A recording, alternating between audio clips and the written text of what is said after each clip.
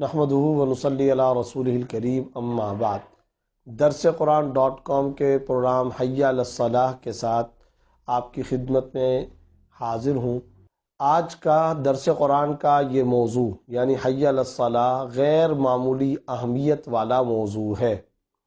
سب سے پہلے یہ بات سمجھنی چاہیے کہ نماز وہ دین کا ستون ہے جس پر دین کی پوری عمارت قائم ہے۔ سب سے پہلے سوال اول ما یحاسب بہ العبد یوم القیامہ الصلاۃ، سب سے پہلے جس چیز کا سوال قیامت والے دن کیا جائے گا وہ نماز ہے۔ نماز جتنی پاورفل ہوگی، جتنی زیادہ مقدس انداز میں، با ادب انداز میں، اہمیت اور توقیر کے انداز میں ادا کی جائے گی، اتنی زیادہ اس میں روحانی پاور اور قوت پیدا ہوتی چلی جائے گی۔ اللہ رب العزت نے قرآن کریم کے اندر نماز کے بارے میں تفصیلی احکام بیان فرمائے۔ اقیموا الصلاۃ وآتوا الزکاۃ، نماز قائم کرو، زکوٰۃ ادا کرو۔ ان الصلاۃ تنہی عن الفحشاء والمنکر، نماز فحاشی اور برائی کے کاموں اور عریانی کے کاموں سے روکتی ہے۔ اقیم الصلاۃ لدلوک الشمس الی غسق اللیل وقرآن الفجر، نماز کے اوقات بیان کیے جا رہے ہیں۔ اسی طریقے سے نماز کے حوالے سے یہ بات کہ اس کی ادائیگی کا طریقہ کیا ہے، وقوموا للہ قانتین، اللہ کے لیے پرسکون انداز کے اندر کھڑے ہو جاؤ اور نماز کو ادا کرو۔ کیفیت کیا ہونی چاہیے اور نماز کی اہمیت کیا ہے، نماز کے فوائد کیا ہیں، حکمتیں کیا ہیں، اور نماز برائی سے کس طریقے سے انسان کو روکتی ہے، اوقات نماز کیا ہیں، کھڑے ہونے کا انداز اور طریقہ کیا ہونا چاہیے، نماز کی ادائیگی کے وقت میں کیا تصور ہونا چاہیے، سب کچھ قرآن کریم کے اندر اللہ رب العزت نے بیان فرمایا۔ احادیث کی طرف اگر آتے ہیں تو صفت احسان کے ساتھ نماز ادا کرنے کا حکم آپ صلی اللہ علیہ وسلم نے عطا فرمایا۔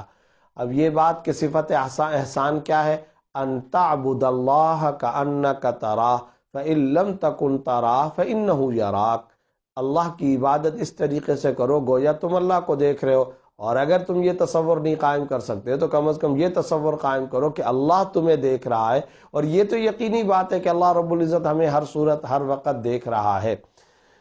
یہ قرآن و احادیث کے بے شمار احکام ہمارے سامنے ہیں، لیکن جو آج کے دور کا اہم ترین مسئلہ ہے وہ یہ ہے کہ کیا وجہ ہے نماز آج کے دور میں ہمیں برائی سے نہیں روک رہی، فحاشی اور عریانی کے کاموں سے نہیں روک رہی۔ یہ بہت سارے لوگ سوال کرتے ہیں کہ قرآن میں تو آتا ہے کہ نماز برائی کے کاموں سے روکتی ہے، تو ہم دیکھتے ہیں بہت سارے لوگ نمازی ہیں، نماز پڑھتے ہیں لیکن برائی کے کاموں سے نہیں رکتے۔ اس کا سمپل، سادہ، واضح، کلیئر کٹ جواب یہ کہ اس نماز میں وہ طاقت نہیں ہے، نماز اس انداز میں ادا ہی نہیں کی جا رہی جس انداز کے اندر نماز مکمل بھی ہو، مقبول بھی ہو، مؤثر بھی ہو، اور نماز دراصل اپنے فوائد بھی سامنے لے کر کے آئے۔ اور وہ مکمل و مقبول کیسے ہوگی؟ خشوع خضوع کے ساتھ نماز ادا کی جائے، اور خشوع خضوع یہ نماز کا ایک ایسا لازمی جز ہے۔ خشوع خضوع کا معنی کیا ہے؟ اس میں ایک معنی، ایک اینگل، ایک پہلو تو یہ ہے تعدیل ارکان ہو، یعنی چونچ مارنے کے سے انداز نہ ہو۔ اس کو ایک حدیث میں تلک صلاۃ المنافق کہا گیا کہ یہ منافق کی نماز ہے۔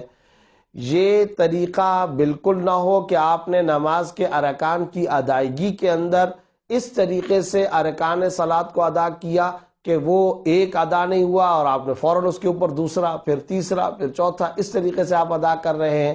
آپ نماز میں اعضاء کو پرسکون ہی نہیں کر رہے اور مسلسل حرکت پہ حرکت دیے جا رہے ہیں، تو یہ غلط طریقہ ہے۔ ایک سجدہ کیا، وہیں سے آپ نے یہ سوچ لیا کہ میں دوسرا سجدہ بھی کرتا ہوا چلا آ جاؤں، رکوع کے اندر میں گیا، وہیں سے میں سجدے کے اندر چلا جاؤں، یہ بالکل غلط طریقہ ہے، خلاف شریعت، خلاف سنت طریقہ ہے، اور اس طرح کی جو نماز ہوتی ہے وہ اپنے تمام تر فوائد کو نہیں لے کر کے آتی۔ اب سوال یہ پیدا ہوتا ہے کہ خشوع اور خضوع پیدا کرنے کا طریقہ کار کیا ہے؟ تو یاد رکھیے، خشوع اور خضوع پیدا کرنے کا طریقہ یہ ہے کہ جو کچھ الفاظ ہم زبان سے ادا کرتے ہیں، جو ذکر، جو تلاوت اور جو تسبیحات جو الفاظ ہم زبان سے ادا کرتے ہیں اس کا پہلا خشوع اور خضوع حاصل کرنے کا پہلا مرحلہ اور طریقہ یہ ہے کہ ہم اس کے معانی کی طرف توجہ دیں۔ جو لفظ بھی ہم نے زبان سے ادا کیا ہمارا ذہن اس کے معنی کی طرف ہو اور ہم اس کے معنی کو سوچ رہے ہوں۔ مالک یوم الدین میں نے اس وقت زبان سے ادا کیا تو اس کا ترجمہ کیا ہے؟ ایاک نعبد و ایاک نستعین، اس کا ترجمہ کیا ہے؟ ربنا ولک الحمد، اے ہمارے رب آپ ہی کی تعریف، سبحان ربی الاعلی، اس کا کیا مطلب ہے؟ اس کا ترجمہ کیا ہے؟ پاکیزگی میرے رب کی، میں اپنے رب کی تسبیح بیان کرتا ہوں جو رب سب سے اعلیٰ ہے۔ یہ جو الفاظ کا ترجمہ ہے، نماز کی ادائیگی کے دوران میں ان الفاظ کے ترجمے پر ہر وقت ہمہ وقت غور کرنا چاہیے۔ یہ ترجمہ ساتھ ساتھ ذہن میں چلتا رہے۔ اگر یہ خشوع خضوع کا کسی کو درجہ حاصل ہو جائے تو بہت اعلیٰ، بہت اچھا ہے، بہت شاندار ہے، بہت عمدہ درجہ ہے، یہ حاصل کیا جائے۔ اور اگر یہ درجہ حاصل نہ ہو سکے تو کم از کم درجے کی بات یہ ہے، اگلا مرحلہ اگر کسی کو، نمازی کو، مصلی کو نماز کے اندر ادا کیے جانے والے الفاظ و اذکار کا اردو ترجمہ نہیں آتا، اسے اردو ترجمے کی معلومات نہیں اور وہ واقف نہیں ہے، تو پھر دوسرا درجہ جو کم از کم درجہ ہے وہ یہ ہے کہ جو کچھ زبان سے الفاظ ادا کر رہا ہے ان الفاظ کو رٹے کی بنیاد پر ادا نہ کرے، بلکہ ان الفاظ کو سوچ کر، تدبر کے ساتھ، غور و فکر کے ساتھ، سوچ کی بنیاد پر ادا کرے، یعنی الفاظ پر توجہ دے۔ اور الفاظ پر توجہ دینے کا کیا مطلب؟ اب میں پڑھ رہا ہوں مالک یوم الدین، ایاک نعبد و ایاک نستعین، اہدنا الصراط المستقیم۔ اب میں یہ الفاظ ادا کر رہا ہوں، اب میں یہ لفظ ادا کر رہا ہوں، اب میں یہ لفظ ادا کر رہا ہوں۔ گویا ایک لفظ آپ نے ادا کیا، پھر اگلے لفظ پر آپ توجہ کریں اور توجہ کر کے پھر آپ اس کو پڑھیں۔ یہ جو الفاظ آپ ادا کر رہے ہیں یہ ریڈیو کی بنیاد پر، ٹیپ ریکارڈر کی طرح، طوطے کی طرح، کمپیوٹر کی طرح، روبوٹ کی طرح آپ نہ ادا کریں، رٹے کی بنیاد پر نہ ادا کریں، بلکہ سوچیں اور ارادہ کریں، ارادہ کریں، سوچیں اور پھر پڑھیں، ارادہ کریں، سوچیں اور پھر پڑھیں۔ اس طریقے سے جب یہ نماز کے اذکار اور نماز کے الفاظ آپ ادا کرتے ہیں تو آپ کی مکمل توجہ پوری یکسوئی کے ساتھ نماز ہی کی طرف رہتی ہے، از اول تا آخر آپ نماز کی طرف رہیں گے۔ یہاں میں ایک بات اور بھی ضرور واضح کرنا چاہتا ہوں۔ بعض اوقات بعض لوگ کہتے ہیں کہ ہم نے اس پر عمل کیا لیکن پھر درمیان میں شیطانی خیال آ جاتا ہے، پھر دنیاوی خیالات آ جاتے ہیں۔ تو ذہن کے اندر رکھیں، ایک ہے وسوسے اور خیال کا آنا اور ایک ہے خیال کا لانا۔ خیال کا آنا برا نہیں ہے، خیال کا لانا برا ہے۔ گھر سے پکڑ کر خیالات جو لائے جاتے ہیں وہ غلط ہے۔ آپ باقاعدہ طور پر سوچ و بچار کے اندر لگ گئے، دنیاوی کاروبار، دنیاوی ملازمت، تعلقات عامہ، خاندان، گھر بار، آپ اس کے بارے میں سوچ و بچار کر رہے ہیں۔ مثال کے طور پر فلانے نے مجھے اتنے پیسے دینے ہیں، میں نے فلانے کو اتنے ادا کرنے ہیں، اب یہ والے پیسے اتنے ہوئے، وہ اتنے ہوئے، جمع اتنا ہوا، تفریق اتنا ہوا، ملٹیپلائی اتنا ہوا، ضرب اتنا ہوا، تقسیم اتنا۔ یہ اب آپ جو کر رہے ہیں، یہ جو جمع تفریق کا آپ نے پورا کھاتا کھول دیا ہے دوران نماز، یہ کیا ہے؟ یہ خیالات کو آپ لا رہے ہیں، آپ اس میں گھستے چلے جا رہے ہیں، آپ اس میں مشغول اور مستغرق ہوتے چلے جا رہے ہیں، منہمک ہوتے چلے جا رہے ہیں۔ غلط ہے، یہ خلاف شریعت ہے، یہ ناجائز ہے، یہ ہے غلط طریقہ۔ اور ایک ہے وہ طریقہ کار جو میں نے ابتدا کے اندر ذکر کر دیا کہ آپ نماز کے اذکار کی طرف متوجہ ہیں، نماز کے اذکار کے معنی کی طرف متوجہ ہیں، آپ ایک ایک لفظ کے معنی کو سوچ رہے ہیں، ایک ایک لفظ کو۔ اور دیکھیں میں آپ کو یہ بات ضرور آج عرض کر دینا چاہتا ہوں، اگر آپ نماز کے اذکار اور نماز میں پڑھے جانے والے الفاظ اور نماز کی تسبیحات کے ترجمے کی طرف غور کریں تو انتہائی دلچسپ نماز ہوگی اور آپ کی زبردست اور خوبصورت اور حسین مشغولیت نماز کے اندر ہو جائے گی۔ ذرا سوچیں تو صحیح، سمیع اللہ لمن حمیدہ کا ترجمہ کیا ہے؟ سمع اللہ لمن حمدہ، اللہ نے سن لی اس کی بات جس نے اللہ کی حمد و ثنا بیان کی، اللہ نے اس آدمی کی تعریف سن لی جس نے اللہ تعالیٰ کی تعریف کی ہے، اللہ کی مدح و ثنا بیان کی ہے، اللہ نے اس کی تعریف کو سن لیا۔ سمع اللہ لمن حمدہ، کیا خوبصورت ترجمہ ہے، ذرا سوچئے۔ سبحان ربی العظیم، میں پاکی بیان کرتا ہوں اپنے رب کی جو عظیم ہے، جو سب سے بڑھ کر ذات ہے، برتر ذات ہے۔ سبحان ربی الاعلیٰ، یہ کیا خوبصورت تسبیحات ہے، کیا اعلیٰ درجے کی تسبیحات ہے۔ تو یہ جو اعلیٰ درجے کی جو تسبیحات ہے، ان کے ترجمے کو اگر ہم سوچیں تو لطف آئے گا، ایک روحانی ٹیسٹ محسوس ہوگا، ایک ذائقہ آپ کو محسوس ہوگا۔ تو پہلا مرحلہ تو یہ ہے، یہ کام کرنا چاہیے کہ آپ نماز کے اندر پڑھے جانے والے اذکار، نماز کے اندر پڑھی جانے والی تسبیحات و اوراد، اور نماز کے اندر ادا کی جانے والے جتنے الفاظ ہیں، سورت ہے، قرآن کریم کی آیت ہے، سورہ فاتحہ ہے، التحیات ہے، رب جعلنی ہے، درود پاک ہے، اس کے معنی کی طرف متوجہ ہوں۔ یہ خشوع خضوع کا اعلیٰ درجہ ہے، یہ کسی کو حاصل ہو جائے تو بہت اچھی بات ہے، اور اگر یہ نہیں حاصل ہوتا تو میں نے دوسرا درجہ عرض کر دیا کہ جو الفاظ آپ ادا کرتے ہیں وہ سوچ کی بنیاد پر، الفاظ کی طرف آپ توجہ کریں، لفظوں کو سوچ سوچ کر کے آپ ادا کریں، اپنی توجہ لفظوں پر مرکوز رکھیں، فوکس الفاظ پر مرکوز رکھیں، متوجہ رکھیں۔ تو یہ دوسرا درجہ ہے۔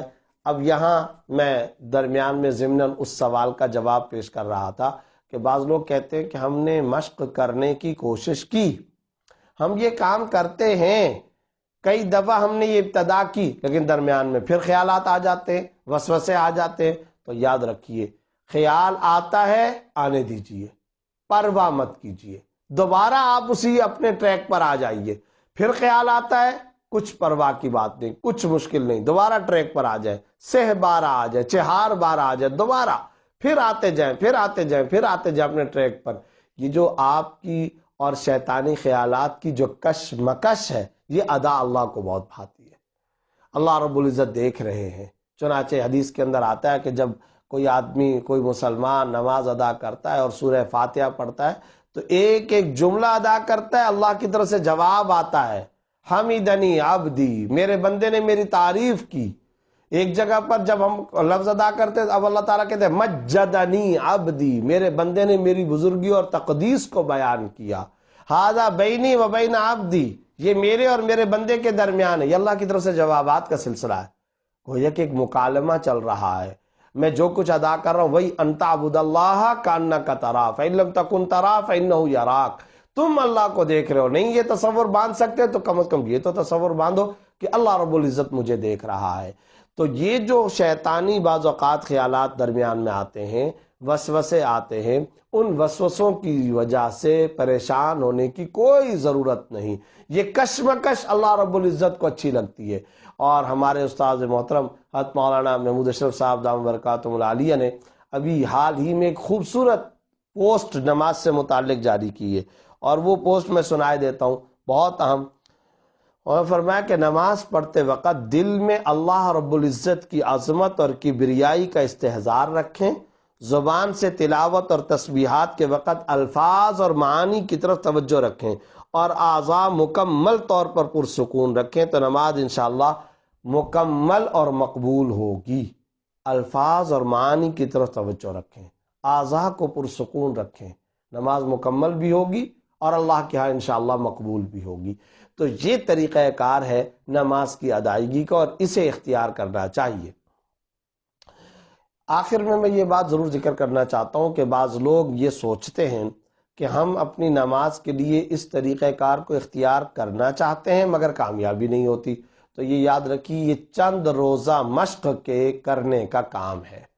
چند روزہ آپ مشق کیجئے، اور جب 1 دن 2 دن، ہفتہ 2 ہفتہ، کچھ دنوں تک پابندی کے ساتھ، استقامت کے ساتھ، مکمل لگن کے ساتھ، استقامت کے ساتھ کوئی انسان جب یہ کام کرتا رہتا ہے تو پھر ایک وقت آ جاتا ہے کہ انسان عادی ہو جاتا ہے اس اچھے اور عمدہ طریقے کے ساتھ نماز ادا کرنے کا، پھر وہ یوز ٹو ہو جاتا ہے، اس کی عادت ہی یہ بن جاتی ہے، طبیعت ثانیہ بن جاتی ہے۔ وہ آتا ہے اللہ اکبر کر کے جب ہاتھ باندھتا ہے، بالکل وہ ایک اور دنیا میں چلا جاتا ہے۔ وہ کون سی دنیا ہوتی ہے؟ وہ یہی دنیا ہوتی ہے کہ وہ الفاظ کے معنی کی طرف جا رہا ہے، وہ توجہ کر رہا ہے ارکان نماز کی طرف، نماز کے اوراد کی طرف اس کا دماغ چل رہا ہے، اس کے معنی کی طرف چل رہا ہے، وہ تدبر کے اندر چل رہا ہے، غور و فکر کی طرف چل رہا ہے، دنیا سے بالکل کٹ آف ہو چکا ہے، بالکل دنیا سے قطع نظر کر کے وہ نماز اور عبادت کی طرف منتقل ہو چکا ہے۔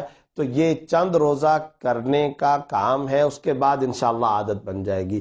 تجربہ کیجئے، محنت کیجئے، یہ محنت اللہ کے راستے کی محنت ہے، یہ محنت نماز کی اصلاح و تصحیح کی محنت ہے، یہ محنت زندگی کے اندر نماز کو خشوع اور خضوع والا بنائے گی، یہ محنت زندگی میں خوشگوار روحانی انقلاب برپا کرے گی، یہ شیطان سے جہاد والی محنت ہے، یہ نفس سے جہاد والی محنت ہے، اعلیٰ ترین عبادت والی نعمت ہے۔ نماز جسے دین کا ستون کہا گیا، اس نماز کا پھر اندرونی ستون خشوع اور خضوع ہے۔ خشوع اور خضوع کے ساتھ نماز ادا کی جائے، اس کا اثر ہی الگ ہے، اور اس کے اندر خدا نے جو تاثیر رکھی ہوتی ہے اس کی بات ہی کچھ اور ہے۔ اللہ رب العزت مجھے اور آپ کو اس کی توفیق عطا فرمائے، اور اس طرح ارکان، فرائض، واجبات اور نماز کی روح کے ساتھ، نماز کے حقیقی مغز اور فلسفے کے ساتھ نماز کو ادا کرنے کی اللہ رب العزت ہمیں توفیق عطا فرمائے۔ وآخر دعوانا ان الحمد للہ رب العالمین۔